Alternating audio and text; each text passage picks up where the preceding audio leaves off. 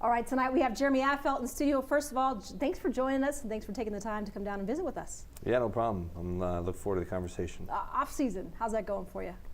Great. A little longer than what I'm used to, and probably longer than what I was hoping with the not being in the playoffs. But it gives my body time to rest, gives me more time with the family. I think that the wives are never that upset if we don't make it to the playoffs because we get more home time. But it's been great. I love Spokane. It's a really cool time of year to be here, and I haven't been able to see it all that much the last few years, so it's been good. Anyone who's followed baseball or follows your career, the 2013 Giants kind of struggled. Yeah, rough year. I'm sure you're you're not too unhappy about that. Dodger I'm fan. still bitter about the year for my Dodgers, but no, we'll get to that in a second. It was, it just was a tough year. Guys got hurt. You had Pagan, our center fielder, who's kind of our leadoff spark plug guy, get hurt for most of the year. Casilla, just our back end, of our bullpen, which you really depend on, and people that understand the game more now than they used to would know that the back end is a huge deal in the game. Mm-hmm. Your bullpen is a big deal to winning games, and with him going down, then I missed the last 2 months of the season. Kind of guys they depend on a little bit for the back end just weren't hitting on all cylinders, and then we weren't clicking and we weren't hitting, and it was just kind of a thing where I think guys got tired. Yeah. Last year was a really hard playoff in the sense of we had to go down to the wire almost every round except for the World Series, but it was pretty stressful. And so for us, maybe it was you don't want to not go to the playoffs. Mm-hmm. You don't want to not try to repeat, but I think it will be a thing for us where we can kind of take the good out of being not in the playoffs and have a good long off season to recover. For you personally, the groin injury, what happened and how's the recovery going? Yeah, in July, right after the All-Star break, I was dealing with I've dealt with groin issues for a few years, and we just kind of wrap it up and kind of cover it up.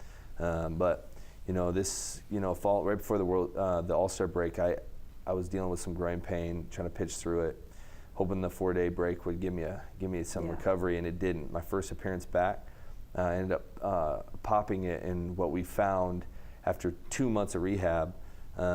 We found that I had torn my groin tendon off my pelvic plate, and so I had basically what they consider sports hernia surgery. Right.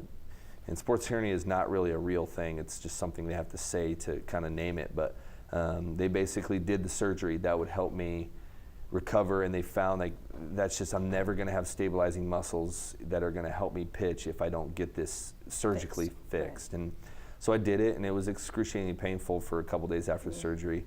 Because they had to resew the lower ab as well. But you know what, I'm doing some rehab here at the U District, and they've been doing a great job on me, and I feel really healthy and strong, and looking forward to just a healthy year next year. 2014 outlook, what's the outlook of the team? Well, good, considering we have everybody back. There's a couple guys, with Tim Lincecum re-signing back, I think for us that's was a huge sign. I'm sure the Mariner fans were a little upset because I think they were hoping he'd go to Seattle, but him coming back was big for us because it brings a lot of familiarity to the starting rotation, to just our team. Mm-hmm. And so we have our pitching staff back. They'll be rested and healthy. We have most of our offense back. In fact, we're losing maybe one guy, but with signing Hunter Pence back to a long-term deal, I think you just see a rested 2012 team. Right. And that's kind of what I think we're hoping for, is just that competitive team that can pitch, keep the runs down and try to score runs late in the ball game. And that's kind of what we're known for. You talked about Tim. Is he worth every cent he got, you think? Well, as a baseball player, I'll never tell you you're not. Yeah. I'm sure there's people that are like, wow, that was a really big contract for him. But you know what? I think with he kind of learned how to pitch a little more this year, and he threw a no-hitter and stuff. So for I think Giants fans, they really wanted him back. He's a great asset to the organization. So I would definitely not turn it down if they offered that to me. Definitely. So. You talk about Giants fans. What about seeing Wilson in Dodger blue? Yeah, interesting. Wilson. Yeah, interesting deal. When you have the bearded one there leaving the Giants, which you've seen his face for so long in a Giants uniform, and then he signs with the rivalry.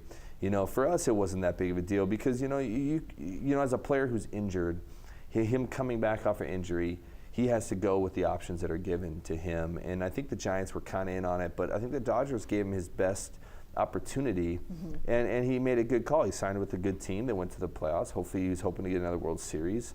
he threw really well, which, Right. you know, coming back from a second Tommy John is like a 30% chance. So for him to come back as healthy as he did and pitch as well as he did, I think we were actually very happy for him. Maybe not. We were hoping he'd sign back with us, so we were all kind of saddened about that. But I think just seeing when you have a guy that you went to war with and you won World Series with, and you know what the sacrifices that he made, that probably eventually blew him out because he pitched in some pretty tough situations when he wasn't feeling that good. I mean, you pull for him, and he was a great teammate. So I was very happy for him. You watching the World Series right now? Off and on. Yeah. When you don't go to the World Series, sometimes you're kind of pouting. So you're like, yeah, I'm not watching him. Taking my ball and going home.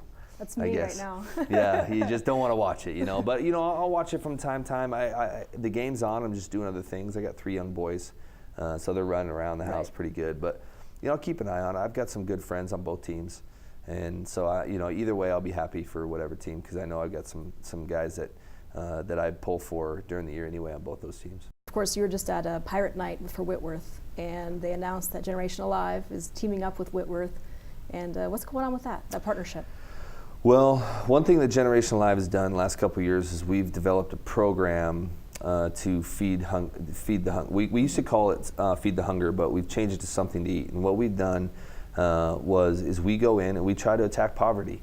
And we try to go into different areas and where we know there's poverty. And then one of the big issues is hunger, obviously. And we try to figure out ways that we can do that. And what we've found is that packaging, it's a hands-on experience where you can literally, you make the bags of food, you seal the bags of food, and you box it up, and you see it's tangible. You can feel it. You're actually working. It's not just necessarily dropping a can in a bucket. Right. And we feel like when we're trying to get people to understand hunger, it's better to have a team of people coming together and packaging. You're creating community where that's at because everybody's talking, they're hanging out, they're making packages of food to feed people they've never met.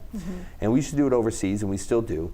But we've partnered with Whitworth, and they're going to do 1 million meals. This college campus is doing 1 million meals to feed people who have hunger issues. And there's 90,000 people here in Spokane that have hunger issues, 1 in 6 in the area, even outside of Spokane. And so I think 1 million meals. I don't even know if we'll be able to keep it all in Spokane because that's a lot of meals. So we're going to try to Spokane, Idaho, Montana, possibly.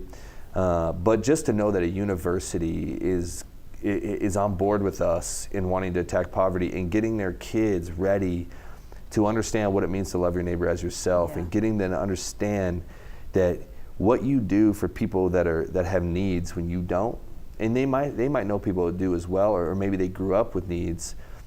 There's a situation where they can attack that. That's a huge deal, and to see a campus come, I mean, honestly, it's epic when you think about it to see what this. Especially a small university too. Yeah, and it's not WSU, it's not UW.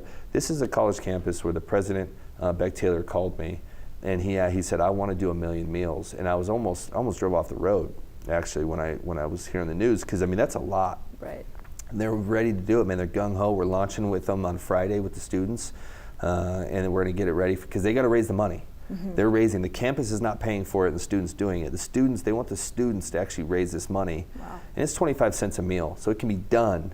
And we're trying to get sponsors, we're going to try to get businesses to kind of jump on board and support the kids, especially when the community can take an opportunity now to support a university in their community to help people that are having poverty issues in their community. Yeah. So it's a community effort. We're really excited, and I'm so happy they're doing this with us. Real quick, website?